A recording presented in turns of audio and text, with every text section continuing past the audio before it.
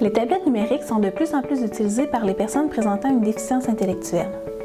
Elles peuvent les soutenir lors de leur déplacement dans la communauté, la prise de médicaments ou la réalisation de tâches en milieu domiciliaire. Dans la littérature scientifique, on observe une augmentation des publications en lien avec l'utilisation de la tablette électronique avec les personnes présentant une déficience intellectuelle.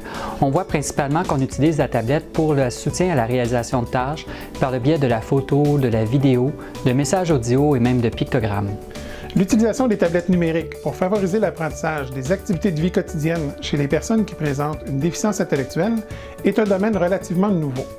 À ce jour, peu de recherches ont été réalisées en ce qui concerne le traitement des informations que font ces personnes des données que leur fournissent les tablettes numériques.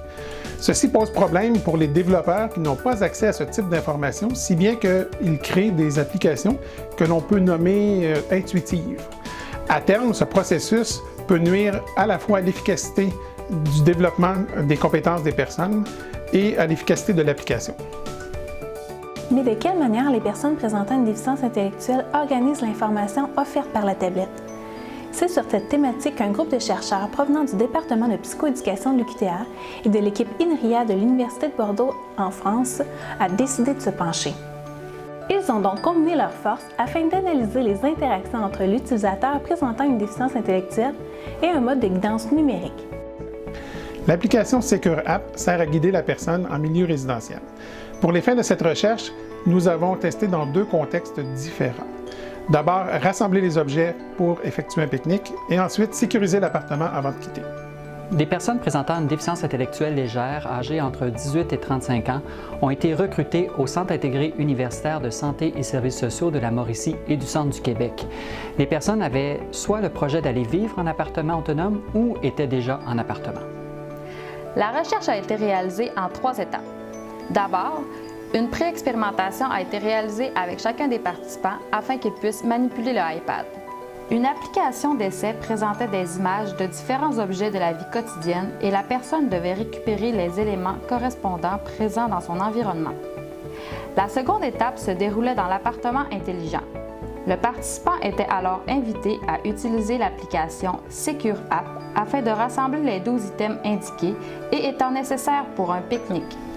La dernière étape consistait à sécuriser l'appartement avec l'application. 4 stratégies d'organisation d'information sont utilisées par les participants. Pour la tâche du pique-nique, nous observons que certaines personnes utilisent une stratégie d'organisation en fonction du lien logique qui unit les objets. Elles vont alors réaliser des actions en regroupant les aliments et ensuite les ustensiles.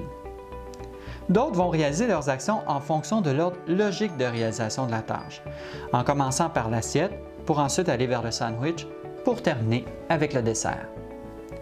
Pour la tâche de sécurisation, la stratégie visuelle est la plus utilisée. Il semble alors que dans des situations d'urgence, les personnes présentant une déficience intellectuelle n'aient pas de repères concrets et qu'elles choisissent alors de lire l'application comme un livre sans faire intervenir de stratégie d'organisation. Toutefois, dans cette situation, une personne a utilisé une stratégie dirigée par l'action et on observe qu'elle priorise dès le départ les actions urgentes pour ensuite terminer avec les actions moins importantes. Les résultats de la recherche montrent l'utilisation d'un large spectre de stratégies d'organisation de l'information qui varient d'une personne à l'autre ou même d'une situation à l'autre. Par conséquent, il s'avère important de développer des modalités de guidance qui vont s'adapter à ces différentes stratégies. L'une des conclusions de notre recherche est que les personnes qui présentent une déficience intellectuelle modifient leur stratégie d'organisation en fonction de la tâche. Plus spécifiquement, elles utilisent des stratégies d'organisation de l'information beaucoup plus efficaces pour la tâche rassembler les objets pour un pique-nique où elles regroupent les objets par catégorie.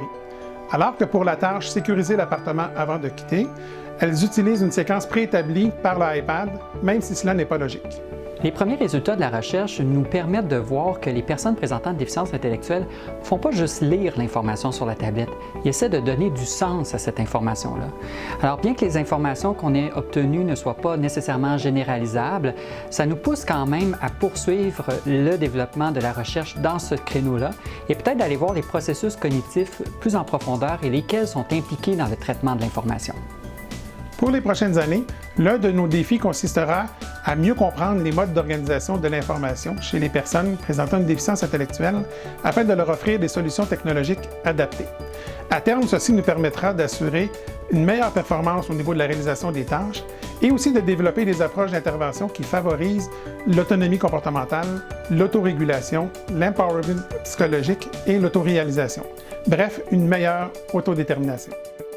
La poursuite des études dans ce secteur permettra éventuellement de guider les développeurs de produits informatiques dans la conception de logiciels qui sont adaptés aux caractéristiques cognitives des personnes présentant une déficience intellectuelle.